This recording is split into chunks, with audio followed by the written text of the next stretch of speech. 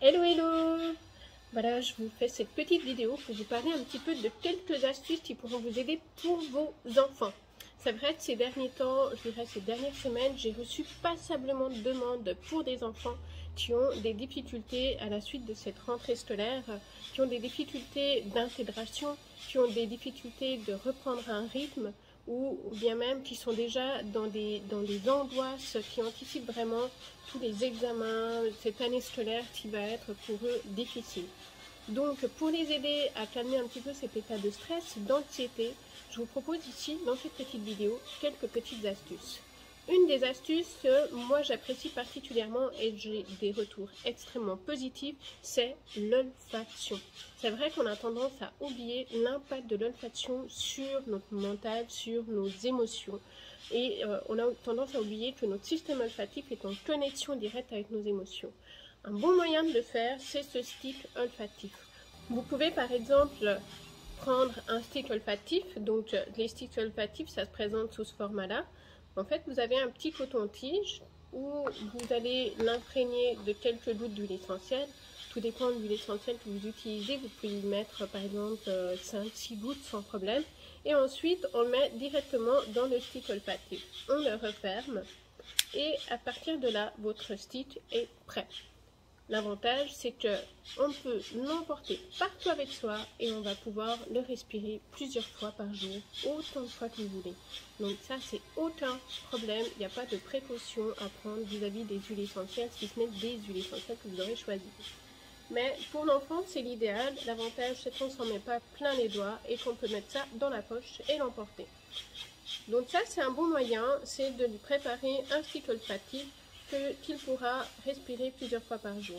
Pour les tout petits, j'aime beaucoup aussi leur proposer de prendre une étiquette autocollante et d'y dessiner par exemple un héros ou un animal qu'ils adorent. Vraiment, ça devienne leur propre petit. En fait, l'idée, c'est vraiment qu'ils personnalisent le stick olfactif, qui peut devenir par exemple la baguette magique. À chaque fois qu'ils respirent, ça devient quelque chose d'inspirant, de relaxant. Ça va, à travers cette petite baguette magique, lui apporter du bonheur, de la tranquillité et de la paix. Donc ça, c'est vraiment un bon moyen. Un autre moyen, c'est de faire un roll-on. Donc ces petits roll-on sont très faciles à faire. Vous pouvez y ajouter, par exemple pour un enfant de l'âge de plus de 3 ans, vous ajoutez une dizaine de gouttes d'huile essentielle et ensuite vous remplissez avec de l'huile végétale. L'avantage de ces petits roll-on, c'est que comme vous pouvez le voir ici, ça a une petite bille. On peut l'appliquer directement sur la peau sans problème. On peut l'appliquer sur le cœur, sur le plexus solaire ou alors encore sous la plante des pieds. Ça aussi, c'est quelque chose qui marche très très bien et qui est très agréable pour un enfant ou même pour le parent qui n'a pas envie de se mettre de l'huile végétale dans les doigts. On peut l'emporter dans son sac, c'est pratique et utile. Donc voilà. Quelles sont les huiles essentielles que vous allez pouvoir utiliser? Déjà, tous les agrumes vont être efficaces. Tous les agrumes, ce sont des huiles qui sont anxiolytiques. Ça veut dire qu'ils vont calmer l'anxiété et qui vont éviter les crises d'angoisse.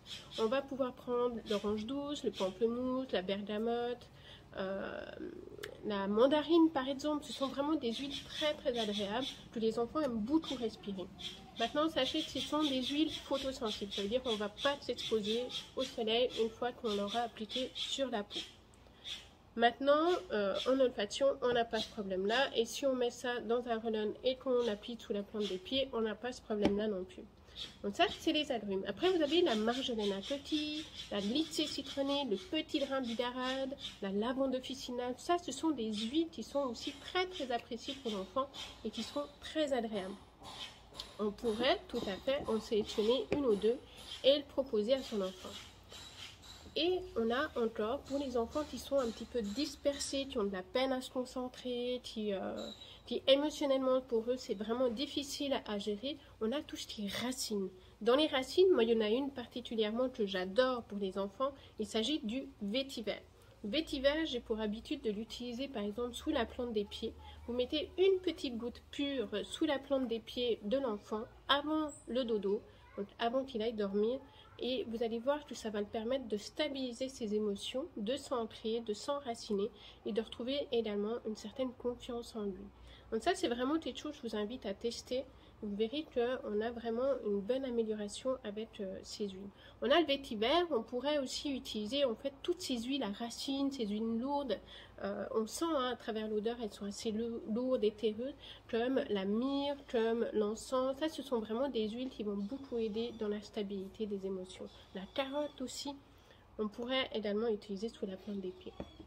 Donc, pour vous aider un petit peu dans vos mélanges, vous pouvez prendre, pour votre cycle olfactif, vous pouvez prendre par exemple 2 ou 3 gouttes de petit grain bidarade, 3-4 gouttes de lavande officinale par exemple, et le donner à votre enfant pour qu'il le respire plusieurs fois par jour.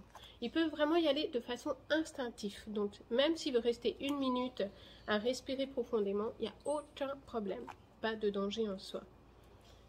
La même chose pour le petit roll-on, vous pouvez très bien choisir une ou deux huiles essentielles à laquelle on ajoute par exemple une racine, comme le vétiver, comme l'encens, ou c'est la résine hein, qu'on distille, mais vraiment une huile lourde qui va permettre à l'enfant de s'enraciner et de gagner en confiance.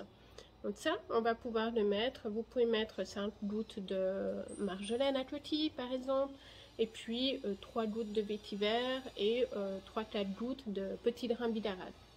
Une bonne dizaine de gouttes, voire 15 gouttes, il n'y a aucun problème.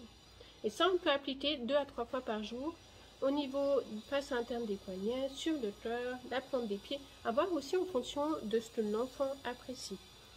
Veillez toujours à ce que l'enfant apprécie les odeurs, parce que si elle applique une huile essentielle qui n'aime pas l'odeur, ça marchera nettement moins bien. Donc c'est vraiment important qu'il puisse apprécier cette odeur.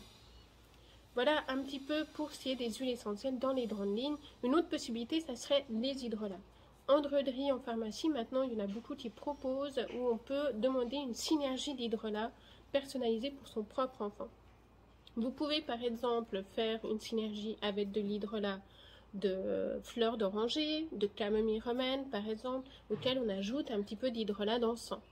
Là, vous en choisissez 2 ou 3, vous faites le mélange de ces hydrolats et vous donnez à votre enfant 1 à 3 cuillères à café en fonction de l'entièreté, je dirais, par jour. Et ça, vous pouvez le faire jusqu'à 3 semaines environ.